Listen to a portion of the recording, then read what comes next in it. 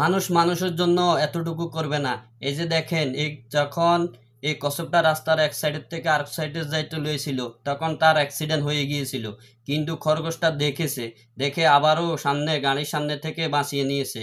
নেওয়ার পরে দিয়ে তাকে টুকরিত করে দেখেন কত সুন্দর করে তার বাসায় নিয়ে এসেছে। বাসায় খরগোশের দুইটা বাচ্চাও আছে। তো এখন কচ্ছপটা রক্তমুয়া হয়ে গিয়েছে। তার পার মাধ্যমে দেখুন কিভাবে খরগোশটা ব্যান্ডেজ করতেছে। তো এখন কচ্ছপটা দেখেন তার খরগোশের বাচ্চা নিয়ে খেলা করতেছে।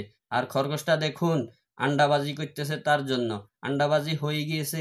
এখন সবাই মিলে এখানে খাবার খাইতেছে। খাবারের পরে দিয়ে এখন দেখুন কচ্ছপটা তার জন্য, বাচ্চাদের জন্য খাবার নিয়ে এসেছে।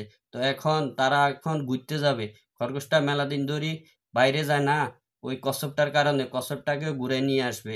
এখন ঘুরতে যাওয়ার পরে দেখতেছে উপর থেকে আক্রমণ করতেছে সিলে। তো সিল দেখে সেই এক লাফ দিয়েছে, কত বড় লাফ দিয়ে এখান থেকে দৌড়ে দৌড়ে যাইতেছে। আর দেখুন কচ্ছপটা কিন্তু হাঁক করে রয়েছে। আর সিলটা দেখুন উড়াল দিয়ে তাকে ধরার জন্য যাইতেছে। যেতে যেতে যখন রাস্তা শেষ হয়ে যায়, তখন দেখেন সে এমনভাবে পেরেক মারে দাঁড়াইতে চায়, কিন্তু সেই দাঁড়াইতে পারে না। আর সিলটা তাদের উপরে আক্রমণ করতেছে। কচ্ছপটা কিন্তু অনেক ভয় পাইছে। তো শেষ সীমানা আসার পরে দিয়ে এখন সে এসে এখানে দাঁড়িয়ে গিয়েছে। আর তো রাস্তা নাই।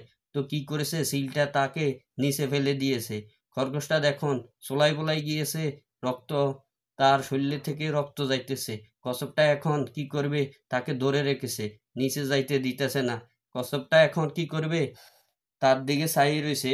চাইয়েরাই তাকে চাবাড়ি ধরে রেখেছে। আর খরগোশটা ভাবতেছে, আমার বাড়ির মাধ্যমে দুইটা ছোট ছোট সন্তান ছিল, এখন আমি যদি দুনিয়া থেকে চলে যাই তাহলে তাদের কি হবে।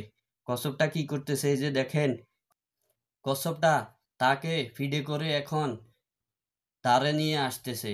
এখন তার অনেক রক্ত গিয়েছে, সে অসুস্থ হয়ে গিয়েছে।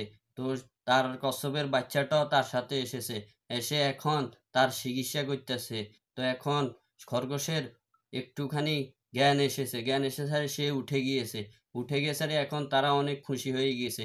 একজনের সাথে একজনে হাত মিলিয়ে চলে যেতেছে। আর খরগোশের বাড়িতে চলে যাইতেছে। মানুষ হলে মানুষের জন্য এতটুকু কখনো করতো না।